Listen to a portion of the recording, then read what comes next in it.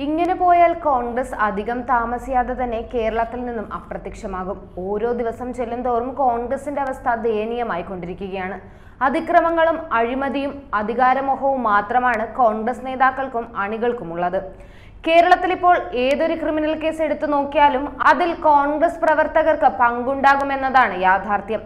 കോൺഗ്രസിന്റെ ഏറ്റവും വലിയ ശാപം നേതാക്കളുടെ കയ്യിലിരിപ്പും തമ്മിൽ തല്ലും കുതികാൽ വെട്ടുമാണെന്ന് പറഞ്ഞാൽ അതിനെ തള്ളിക്കളയാനും കഴിയില്ല. ഇവന്മാരെ ഒട്ടും തിരുത്താനും പറ്റില്ല. തമിഴ് നടന്മാർക്കും ദേശീയ നേതാക്കൾക്കും വരെ വ്യാജരേഖയുണ്ടാക്കി വോട്ട് പിടിച്ച് പ്രസിഡന്റ് ആകാനും ഇവറ്റകളെ കഴിഞ്ഞിട്ടേ വേറെ ആളുകളുള്ളൂ. ഇപ്പോഴിതാ കൊല്ലം ഗവൺമെന്റ് മെഡിക്കൽ കോളേജിൽ ജോലി വാഗ്ദാനം ചെയ്ത് ലക്ഷങ്ങൾ തട്ടിയെന്ന പരാതിയിൽ കോൺഗ്രസ് നേതാവിനെതിരെ കേസെടുത്തിരിക്കുകയാണ്. പരവൂർ മുൻ ബ്ലോക്ക് പ്രസിഡന്റ് പാരിപ്പള്ളി ബിജുവിനെതിരെയാണ് പാരിപ്പള്ളി സ്റ്റേഷനിൽ കേസ് രജിസ്റ്റർ ചെയ്തിരിക്കുന്നത്. മെഡിക്കൽ കോളേജ് മുൻ വികസന സമിതി അംഗമായിരുന്ന ബിജുവിനെതിരെ കുമ്മല്ലൂർ സ്വദേശിനിയായ യുവതി ചാത്തന്നൂർ SP നൽകിയ പരാതിയിലാണ് പോലീസ് കേസെടുത്തിരിക്കുന്നത്. Staff nurse, lab technician, pharmacist തുടങ്ങി വിവിധ തസ്തികകളിൽ ജോലി വാഗ്ദാനം ചെയ്ത് 3 മുതൽ 5 ലക്ഷം രൂപ വരെ നിരവധി പേരിൽ നിന്നും കൈപ്പറ്റിയെന്നാണ് പരാതിയിൽ പറയുന്നത്. ജോലി വാഗ്ദാനം ചെയ്ത് നെടുമ്പന സ്വദേശിയായ മറ്റൊരു യുവതിയുടെ പക്കലിൽ നിന്ന് 5 ലക്ഷം രൂപ തട്ടിയതായും പരാതിയിലുണ്ട്. കഴിഞ്ഞ ദിവസം മദ്യപിച്ച് നടുറോഡിൽ ആർമി ഉദ്യോഗസ്ഥനും കുടുംബത്തിനു നേരെയും ഒരു യൂത്ത് കോൺഗ്രസ് നേതാവിന്റെ അതിക്രമം നമ്മളെല്ലാവരും കണ്ടതാണ്. യൂത്ത് കോൺഗ്രസ് ജില്ലാ സെക്രട്ടറിയും പ്രവാസി കോൺഗ്രസ് ജില്ലാ സെക്രട്ടറിയും ചാണ്ടിയുമ്മൻ നേതൃത്വം നൽകുന്ന യൂത്ത് കോൺഗ്രസ് ഔട്ട്റീച്ച് സെൽ സംസ്ഥാന കോർഡിനേറ്ററുമായ വിതുര തേവിയോട് സ്വദേശി PS അജീഷ് നാഥാണ് അതിക്രമം നടത്തിയത്.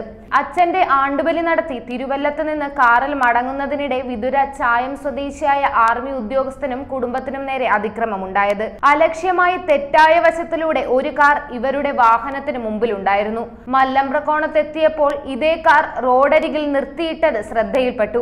കാറിൽ ആരെന്നറിയാൻ ആർമി ഉദ്യോഗസ്ഥൻ ശ്രമിച്ചപ്പോൾ ഡ്രൈവിംഗ് സീറ്റിലിരുന്ന് മദ്യപിക്കുന്ന അജേഷിനെ കണ്ടു. നാട്ടുകാരനായ നേതാവിനോട് ഈ പ്രവൃത്തി ശരിയാണോ എന്ന് ചോദിച്ചതോടെ അജീഷ് പുറത്തിറങ്ങി ഇദ്ദേഹത്തെ മർദ്ദിക്കുകയായിരുന്നു. ഇദ്ദേഹത്തിന്റെ ഭാര്യയെയും കുടുംബാംഗത്തെയും അസഭ്യം പറയുകയും മർദ്ദിക്കുകയും ചെയ്തു. പിന്നീട് നടുറോട്ടിൽ വിലങ്ങനെ കിടന്ന് യാത്രയ്ക്ക് തടസ്സം സൃഷ്ടിച്ചു. കുടുംബം വലിയമല പോലീസിന് പരാതിയും നൽകിയിട്ടുണ്ട്. വൈകിട്ട് വിതുരയിൽ ചേർന്ന കോൺഗ്രസ് യോഗത്തിലും അജീഷ് നാഥ് മദ്യപിച്ചെത്തി പ്രവർത്തകർക്ക് നേരെ കയ്യേറ്റം നടത്തി. ഓരോ ദിവസം കഴിയും തോറും അഴിമതിക്കാരെ കൊണ്ടും ക്രിമിനലുകളെ കൊണ്ടും കോൺഗ്രസ് നിറയുകയാണ്. ഇങ്ങനെയുള്ള പാർട്ടിയിൽ നിന്നും ഇത്തരം അനിഷ്ട സംഭവങ്ങൾ മാത്രമേ നമുക്ക് പ്രതീക്ഷിക്കാനും കഴിയുള്ളൂ. നേതാക്കളുടെ അഴിമതി വാർത്തയ്ക്ക് പിന്നാലെ ഇപ്പോഴിതാ അണികളുടെ കപടതകളും ഓരോന്നായി പുറത്തു വന്നുകൊണ്ടിരിക്കുകയാണ്. കൂടുതൽ വാർത്തകൾക്കും വാർത്തകളിലെ വസ്തുതകൾക്കും ഈ ചാനൽ സബ്സ്ക്രൈബ് ചെയ്ത് ഫോളോ ചെയ്യുക.